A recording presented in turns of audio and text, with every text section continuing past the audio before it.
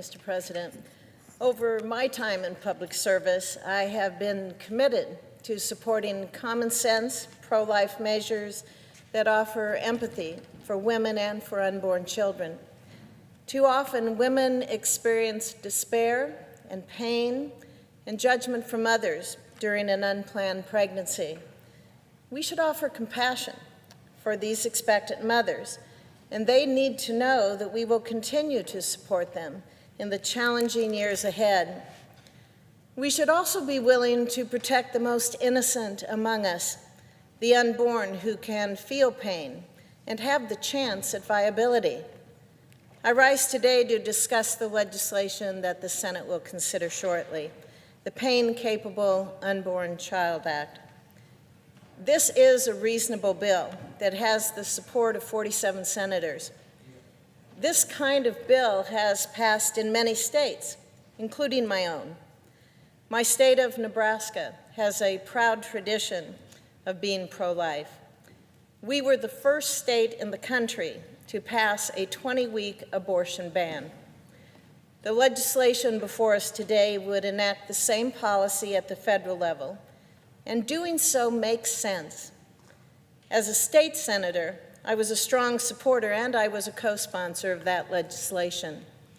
This legislation passed in Nebraska because we focused on areas of agreement, and like the bill we're debating today, the legislation provided exceptions for rare and dangerous circumstances.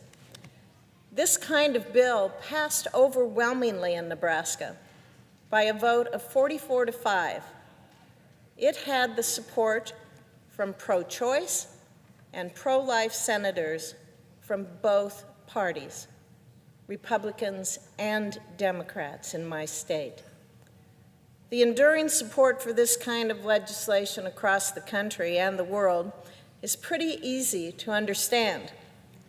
It is a righteous cause that is based on science. It states that abortions during the 6th month of pregnancy should only be allowed in moments of extreme danger and with exceptions. Basic embryology shows that the human nervous system is developed during the first 6 weeks of pregnancy.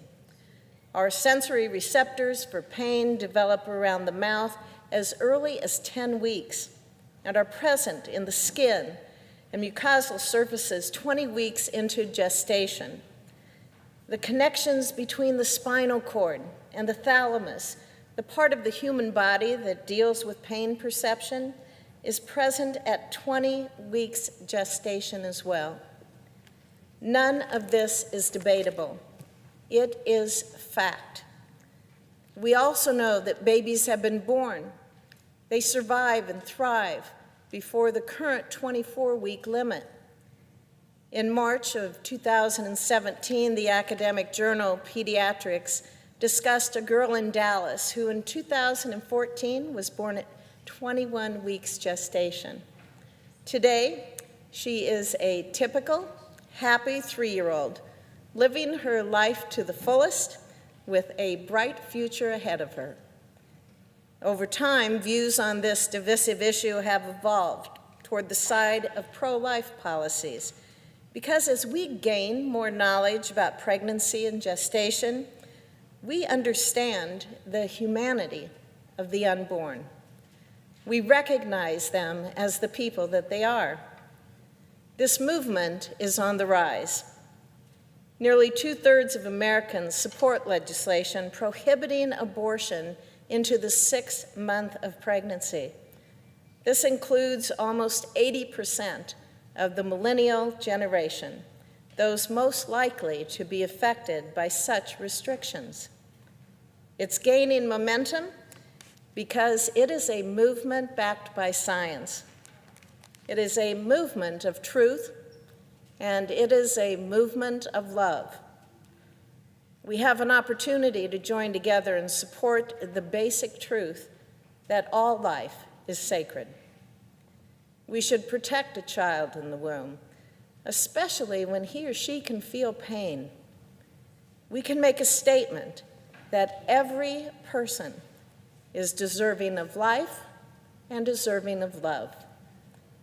I believe that life is a gift from God, a gift to be lovingly cherished. I ask my colleagues to support this reasonable piece of legislation. Thank you, Mr. President. I yield the floor.